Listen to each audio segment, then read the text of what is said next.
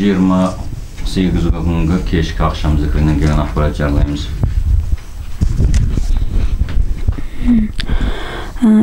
Көкке жоғары қарап тұрған үшбұрышпен былай төмен қарап тұрған бұрыш, жоғары жағында сары нұр болды.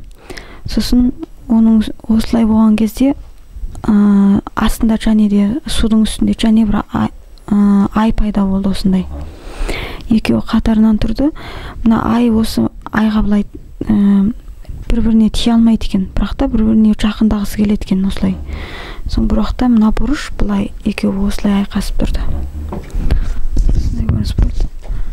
Сосын көкжиектен қып-қызыл болып көрініп тұрған ай ма, күн сондай бір көрініс болды. Осындай. Жақсы, ал Бағила. Бұл Қайназаратаның белгісімен адамдардың бір-біріменен қарым-қатынасы, жаңағы бір-бірін кейде ұнатпай қалу, ұнатуы, соның бәрі адамнан шығатын иіспенен сол толқындарға байланысты дейді. Толқын жиілігіне.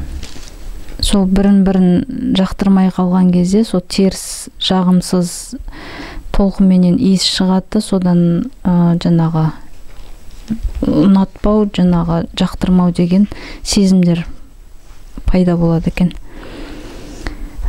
Сосын көріністе бір теңізде кеме тұр, жел несімен, ескегімен, сол ортасында бір ер адам тұр екен. Бұрынғы жаңа Петр Первийдің киген киімі бар ғой, сондай киімде киініп алған, қолында кресттен крестті қолына іліп алған, әдемі қылып әшекейлеп жасалған, жаңағыны қолдан жасалған, соғылған, және тағы да сондай көптеген кресттердің түрлі-түрлісін көрсетті. Біреулері ромб түрінде болған, сондайларды көрсетті. Жақсы, мына біздің сол қазіргі әдепкі құрылған кезде, топ құрған кезде бірін-бірін жақтырмай күнді ұрыс, дау домай болатын еді ғой. Алыста отырып, біреу Маңғыстауда, біреу мына баста, жағымызда бақ, шығыс жүріп. Сонан кейін қазір көрсең бірін-бірін осындай жақсы, сондай бір, сонда не ол біздің мына белгілі сол бір-бірімізге қосу арқылы, алмасу арқылы белгілі жиілікте, сол қазір бір сол мына арада сүйіспеншілік, мейірімділік бәрінің. Мужжан атына сатана деген бір орыстарда мақал бар ғой. Соның өзі әйел мен еркек соланы бір жиілікте болады да. Я шайтан менен жиілікте болады, я болмаса періштемен сондай өзінің. Неке дегеннің өзі сол мына әйел мен еркекті бір жиілікке ұстап тұратын ол да сондай Алла тағаланың берген сыйы. Сон неке қиған кезде әйел мен еркекті бір жиілікке соны байлап тұрады. А болмаса араға ол қаралықтар кіреді. Соның бәрі шында бұл ғылым. Сондықтан ең мына қазақта қазір осының барлығын өзінің қазақ дәстүрінде жауаптары бар, осының амалдары бар, алмар бар.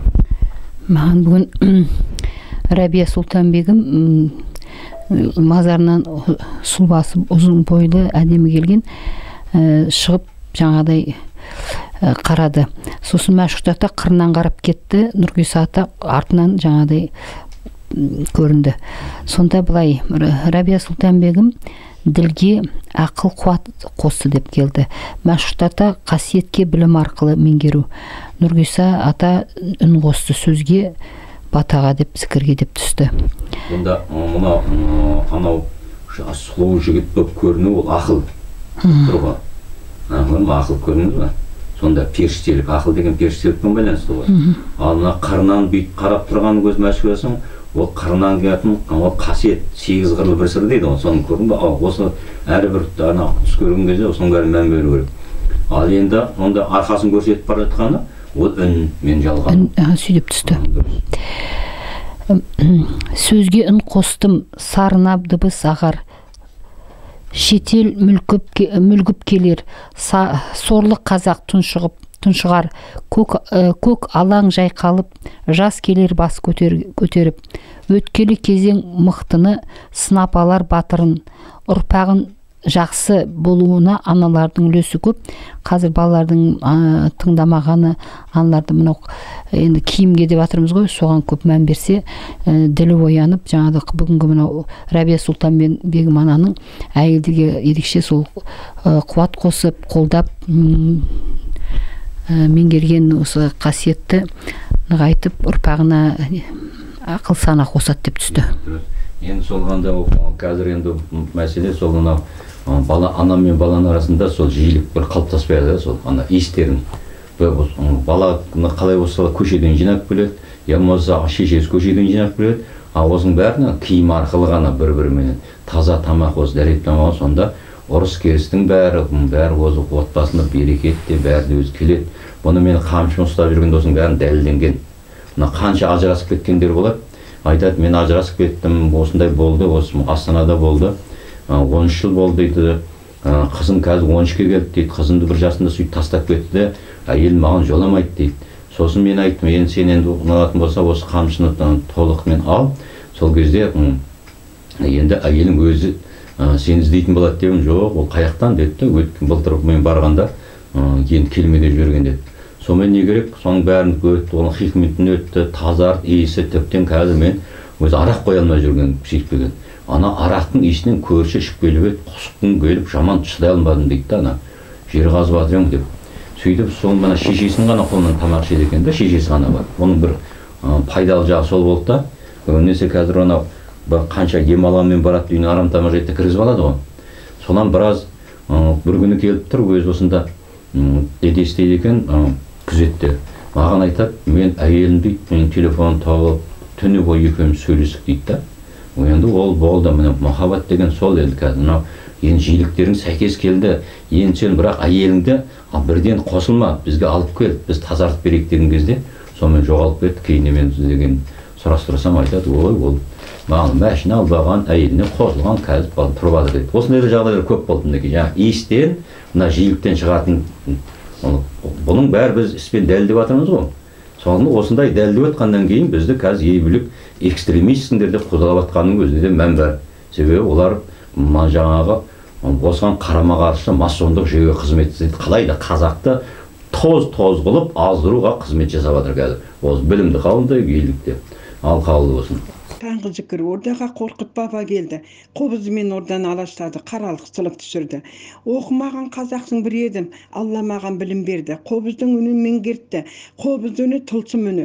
Қобыз үнін жан дүниеңмен түсініп, оны аңыратып, сызылтып тартқанда, оған тау мен тас, өзен мен көл, ауа мен жел бәрі қосылады. Бұл үнді әркім ала алмайды, әркім түсіне алмайды. Бұған да Алланың беріп қойған нығметі керек. Дұғаңды айтып, қобызын деңгіретсең, жаудың еңсесі басылады, күш қайраты жоқ қылады. Қобыз үніне аруақ үні қосылғанда дүлей дауыл тұрды дей бер. Тіл жеткізбегенде үн жеткізеді. Сондықтан да әр қазақ үнге жалғану керек. Онсыз өміріңде мән болмайды. Жетімнің күйін кешкендей, әйтеуір бір жоғың омсырайып, опырылып тұрады. Ол үшін ата жолына кел. Үнде сонда, тыныштық пен берекет те сонда. Жаның жадырап, көңілің марқайып, жоғыңды тапқандай бір күй кешесің. Түтінің дүзі ұшады, тура жолың табасың. Пайғамбар жолы, сахабалар жолына жалғанасың деп кетті Қорқыт баба. Алған Сарқытжан Әділхан қызы. Арымыздар бүгін 42-29 таңғы.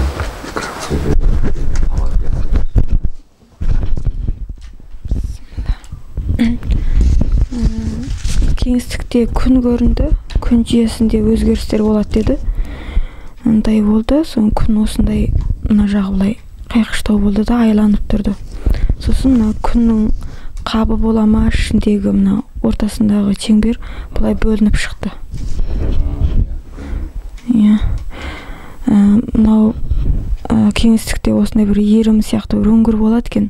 Сонда біздің ойлаған ойларымыз осыған жалғанып, осыған кіреді екен. Егерде біздің амалымыз дұрыс болмаса, сол дұға тілектеріміз бармайды екен. Мынандай ілініп тұрған жіп сияқты қайтадан өзімізге қайт келеді екен. Ары қарай өтпейді екен. Мына яшық Пандора дейді, осындай ақпараттың сондай әр адамды осындай масондық жүйе деген осындай мына теріс біздің ойларымыз, теріс сөздеріміз осы арқылы басқарылады дұрыс. сосын ана Алла жолында өздерінің мал жандарын соғысады, күреседі дегенде мындай бір кеңістікке жалғанып тұрған өзен сияқты бұл не болады екен, ағып тұрған төбеге қарай өтеді екен. Сонда кейбір адамдар баласын, нәресте баласын, сөмкесін өтіп жатады екен. Сол кісілерге Алланың нұры еселенеді екен. Сондай көрсетті. Ол кеңістікке өтетін сол Құрандағы Мұхаммед, егер саған ана екшілердің істері ауыр келсе, сен көктен жаңа есік, жерден тесік тапты, мұғижа келтір деген. Сол мұғижа деген ол біздің ділімізбен, ана тілімізбен көркем сөзбен байланысты. Сендердің амалдарыңды көркем сөз көкке көтереді деген. Яғни біздің қазақтың сөз байлығы, сөз қорымыз осындай өзінше мынау нелер бар, бұндай көк керетін саты, мысалы Абылайхан атаның басында бар, сондай Яссауи бабамыздың әр жерлерде осындай көкке шығатын туннелдер бар. Мен осы туннелді мен бірінші рет байқаған, Қорасан атаның басында отырып, бір жерде отырып қалдым да, бұрында талай барып жүрдім ғой. Мен сол ерікті келіп қалдым, бір кезде мен ана кәдімгі зікір оқып отырсам, ана дауысым деген алыстан өзім естіп тұрмын да, жаңғырып тұрып. Таң қалдым, сосын сонан бастап мен іздене бастадым. Бұл не деп сөйтсем, ол Аққора таң басында бар екен. Соны енді ол солындай әулиенің басында бар, ол тыныштық болу керек, сол күмбез бана деп сөйтіп жүрдім да. Бір күні маған сол Қызылорда ауданында айтты, мына Іштағанға барайық деп. Күн деген жел болып тұрды кәдімгі. Біз бір сөйлесең, сенің даусың жұлып алып кетеді да. Сөйтіп алып, ана бақан қойып болған екен, тақырдың үстінде тұр да. Мен сол жерге келдім де зікір салдым, сол келіп. Зікір салып едім, кәдімгі желдің әсерін жоғалып кетті, желдің әсері жоқ. Мен даусым анау бір айға кеткенде қайтып келіп отыр. Өзім таң қалдым. Сосын сұрадым, бұл жерде не бар деп. Бұл жерде гауһар тас бар деді астында. Көрдің бе, сол мына гауһар тас бар жерлер екен да, біздің сөзіміз мына теңіздің түбінен сені тас деген, маржан, інжу маржан деген. Сөзіміз гауһар тас айналады дегенде осындай жерлерде бар екен. Қағбада да сондай дұға көтеретін осындай тоннель бар. Сондықтан Қағба зираттайтын негізгі нөсер. Осы мынау тұрған көкпен жалғанатын сол сөз. Ал Қағбада ол Құранның тұндырған үні. Ал анау біздің дегенде өзіміздің ана тілімізбен. Осының мәні бар. Сосын жақсы. Бисмиллахир-рахманир-рахим. Аса қамқор ерекше мейірімді Алланың атымен бастайын. Бүгінгі таң намазда көрген зікір деген көрініс бірінші айдың сәулесі теңізге түсіп тұр. Теңіздің үстінде екі қайық, екі жақтан келді. Бір қайыққа бір неге айналды, бір адамға. Содан жоғары қарай қайтадан кейін нұр көтерілді, кейін сондай көрініс. Екінші көріністе айды көрсетеді, айда адам жүрген сондай көрініс. Үшінші көріністе Айнұр ханымды көрсетті. Ол кісі қолын көтеріп еді. Осы жерде дұрыс нете алмай қалдым. Не қолында кітап болды, кітаптан нұр шықты. Или алақанынан нұр шығып, кейін кітапқа айналды, сондай. Осындай бір көрініс. Жалғанып атқан ғой. Содан кейін Беларусь елін көрсетіп жатыр. Орыс мемлекетінің әскерлері, халықтар жүр, сондай көрініс. Содан кейін қаралас ердің құлап атқандары, сүттерін ағып атқанын көрсетіп, осындай. Содан кейін Украина елін көрсетіп жатыр. Украина елінде кезінде бірінші майда парадқа шыққандай, сондай халық парадта жүргендей, қолдарында ту ұстаған. Сол тудың ішінде тулардың арасында Өзбекстан, Қазақстан елінің тулары болды. Содан кейін не Түркия, не Қырғызстан елінің ту, қызыл ту болды. Осындай көрініс. Содан кейін Қырымды көрсетеді. Қырымда өте қар қалың, теңіздің етегіне түскен бұршақ, сондай көрініс көрсетіп жатыр. Содан кейін көрген көрініс мынау Өзбекстан, Түркменстан елін көрсетті. Туын көрсетті, желбіреп тұрған.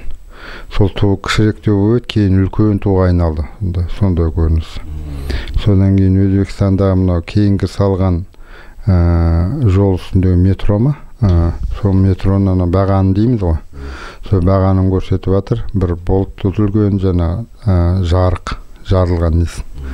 Сондай.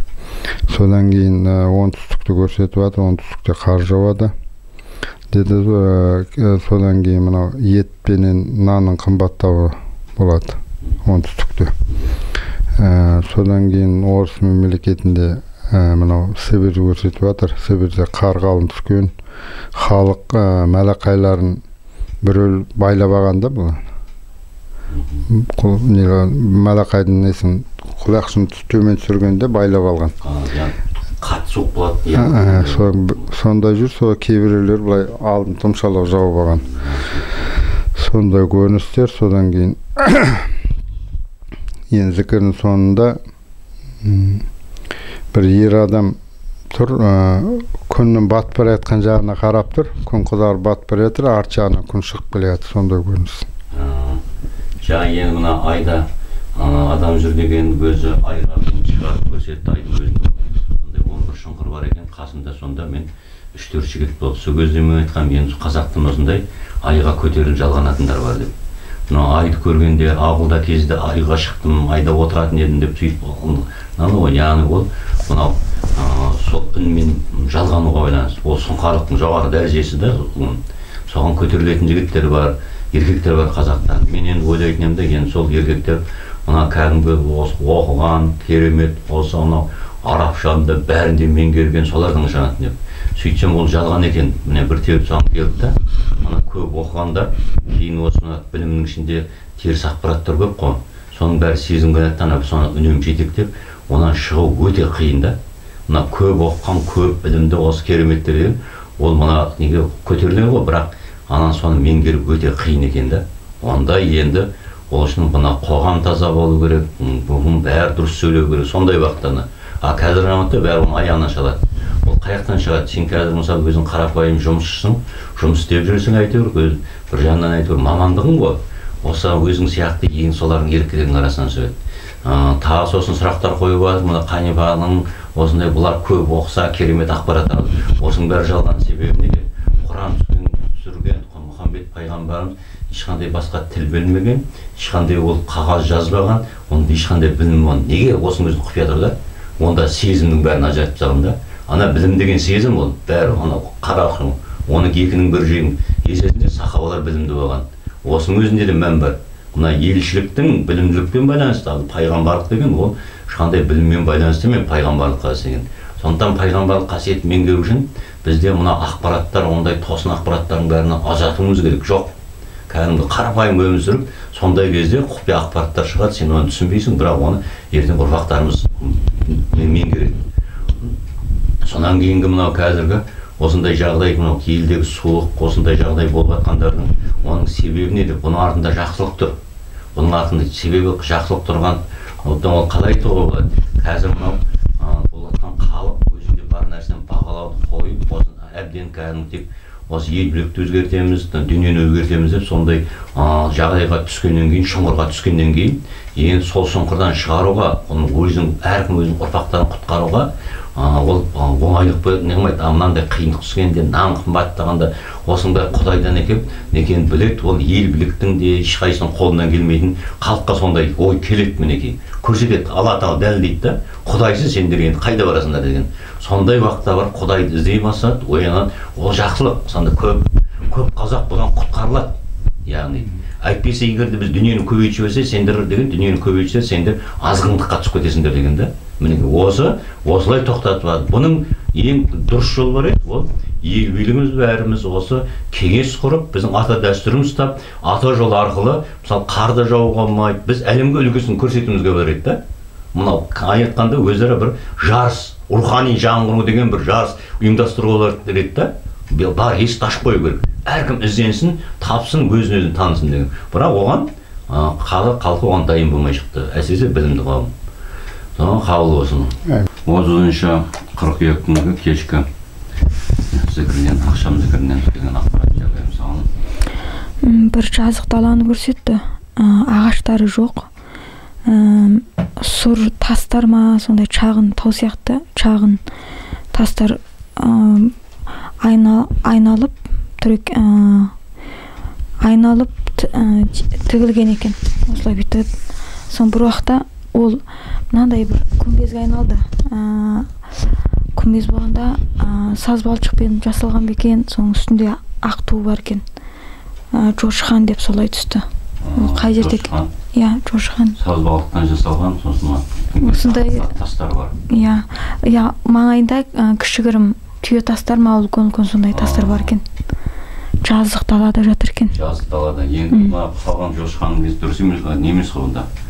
Біз сұратамыз онда. Қазір Жошы ханның кесенесін салып қойған ғой. Ол дұрыс емес, бұл қолдансын, бұл басқа кесене болып тұр. Мынадай үш бұрыштың ішінде бір кітап болды. Кітаптың үстінде және бір сызық былай астыға түсті. Сосын осындай таңба болды. Көрін ба, бұл да бір таңба, осындай самолет сияқты не шығып тұр. Жарай.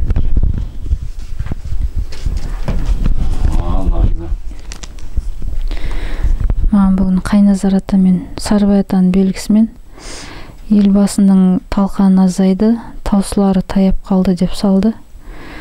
Сосын жүрек көзі ашылса, ашылар хақтың ақиқаты деп тазармаған жүректер түсіне алмас хикметті. Жұмақтық болам деген масхабтың білсе еді адасқанын, ажырап аруағынан қалған соң өте алмас көпірінен сираттың деп салды. Осы бұл. Елбасының енді несі таусылайын деп деген жақындады ғой енді. Яғни Алла тағала өлімді тоқтатып тұра тұрады дейді. Енді көп ұзақ жасау керек еді. Егер де шынында мына ата жолын қалай да мойындап, сол мойындамай сол өзінің бұрынғы саясатын қалай да тықпалап отыр енді. Демек онда Құдай оны алып кетеді енді. Сөйткен саясат өзгере беріп, халық деген қазірден теңселіп кетеді дегенді. Қыспақтылар алтынай. Бисмиллахир-рахманир-рахим. Сахабалар туралы дейді, біз көп оқу керек дейді. Біз көп аса олардың тарихтарын білмейді екенбіз. Соны іздеп хикметтерін оқу керек дейді, түсіну керек дейді. Осы жол түсінгесін сонда жеңдік болады. Сосын керейттер тайпасы туралы дейді, бүкіл жазбаларын дейді орыстар керейттер тайпасы туралы дейді жазба болған дейді. Бірақ оны орыстар тағы жағып көзін жоғалтқан дейді, білмесін дейді. Сөйтіп неткен. Сосын Дешті Қыпшақ даласы дейді, тағы жанарады дейді. Сосын әлемде дейді бір дүрсілдететін шындық шығады дейді осы даласынан. Енді шындық қазір тұр ғой, оны керейттер деген. Негізі мен өзім сол керейтке жиен болам. Мына керейттердің бір осыма Қызылорда жағында да керейттер. Өзінде Айгүлде керейт. Сол керейттерді мен сұрағанда бұны қаяқтан керейттер тараған дегенде керейдің тілек деген бір тайпасы бар. Тілек па сондай. Сонан бөлім шыққан дейді керейттер деп. Енді керейттердің бір бөлек өзінше бір сондай бір болған ғой тарихи оқиға. Соны жойып жіберген. Сол себебі керейттің ішінде әулиелер көп қой. Жеті руға жан берген, Мүсірәлі Соқын айтады, жеті руға жан берген керейт дейді. Оның керейттердің ішінде осындай көп әулиелер көп. Соған қарағанда бір мән бар. Жарай, жақсы хал болсын. Зікір. Бисмиллахир-рахманир-рахим. Ордаға Қасым Қайсенов бата келді. Қаламмен ордан аластады, қаралық сылып түсірді. Мен сияқты қарапайым қазақтың жігітінің Совет одағының батыр атағын алуы бір Алла тағаланың арқасы. Мен сияқты ерлік көрсеткен талай азаматтар марапатын толық ала алмай да қалды. Мен көрген соғыстың зардабын сөзбен айтып жеткізу мүмкін емес. Жауған оқтың арасынан қалай аман шықтым, жаралансам да қалай аман қалдым деген сауалдарды сан рет өзіме қойып көрдім. Шешімін өзім өлген соң барып біліп отырмын. 40 жыл қырғын болса да ажалды өлер деген мақал бар ғой. Мені аруақтар қорғапты. Маған тиетін оқты қағып отырыпты. Өзім аруақ болғанда барып, аруақтың күшін сезіп біліп, адамзатқа жеткізіп жатырмын. Бір Алла, бір пайғамбар, бір аруақ. Аруақ десең, ұлық Алла бір жазуын өз саған жазып қояды. Аруақ шерге емес, ол сенің жол көрсетушің, ол сенің айнымас адал серігің, ол қолдаушың, ол нағыз қамқоршың. Аруақта алапат күш қуат бар, шексіз сенім бар, бәрі Алланың жоспарымен. Ей адамзат, босқа адаспа, аруағың тап, оған жалған, олардың басын көтер, деп кетті қаһарман ата Қасым Қайсенов.